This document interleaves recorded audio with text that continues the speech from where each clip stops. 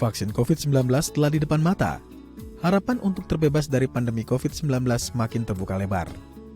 Setelah vaksin Sinovac asal Tiongkok mendapatkan izin penggunaan darurat atau Emergency Use Authorization dari Badan Pengawas Obat dan Makanan pada Senin 11 Januari 2021 kemarin, vaksin COVID-19 siap diedarkan dan diberikan kepada masyarakat melalui berbagai tahapan seperti yang telah diatur oleh pemerintah.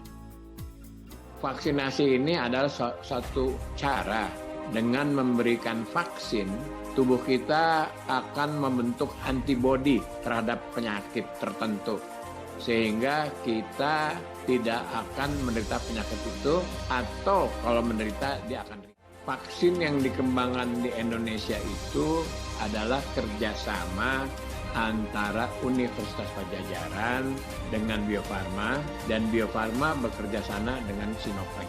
Nah, Sinovac ini sudah dari awal-awal melakukan uji klinis, mulai preclinical trial di Wuhan, kemudian jadilah inactivated vaccine. Nah, dari situlah saya berani melakukan uji klinis fase 3 di Bandung. Dan sekarang sudah masuk, semuanya sudah disuntik yang 1920-nya, dan sekarang sudah mengevaluasi 3 bulan. Jadi saya katakan bahwa keamanan itu cukup baik. Jadi tentu pemerintah kita tidak akan sembarangan mengizinkan vaksin-vaksin lain masuk ke Indonesia. Dan itu sudah dipelajari dengan baik tentu oleh pemerintah kita, sehingga kita berani mengambil itu dan untuk diberikan kepada tenaga kesehatan. Meski pemerintah telah menyiapkan vaksin COVID-19 dan melakukan berbagai penelitian, namun pro kontra mengenai vaksin masih saja ada di tengah masyarakat. Bahkan, siapa saja penerima vaksin pertama pun tidak lepas dari perdebatan pula.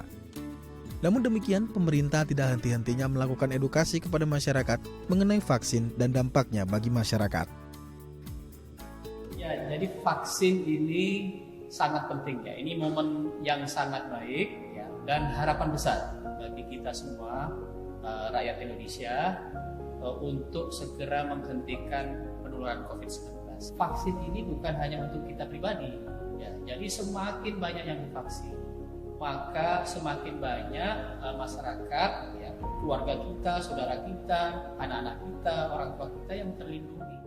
Memang sebenarnya kita sangat berharap vaksinasi yang pertama itu diprioritaskan pada kelompok rentan. Kelompok rentan ini banyak.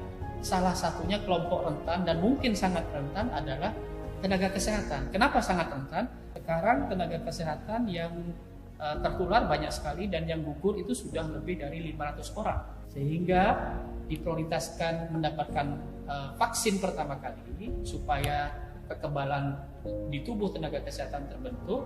Dengan seperti itu maka dia tidak gampang tertular. Ini sangat penting untuk mengurangi kematian pada petugas kesehatan. Bagi kawan-kawan tenaga kesehatan dan masyarakat yang masih ragu, silahkan mencari informasi ke sumber informasi yang benar. Jangan mencari informasi di sosmed yang mungkin sumbernya tidak valid. Carilah ke sumber yang benar. Tanyalah ke dokter-dokter ahli yang memang mengetahui tentang informasi vaksin. Vaksin memang bukan obat. Melalui vaksinasi, tubuh kita akan menciptakan perlindungan untuk orang-orang di sekitar, seperti keluarga, teman, dan rekan kerja.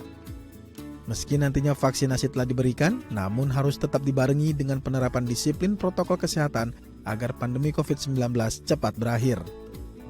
Tim Liputan, DAI TV.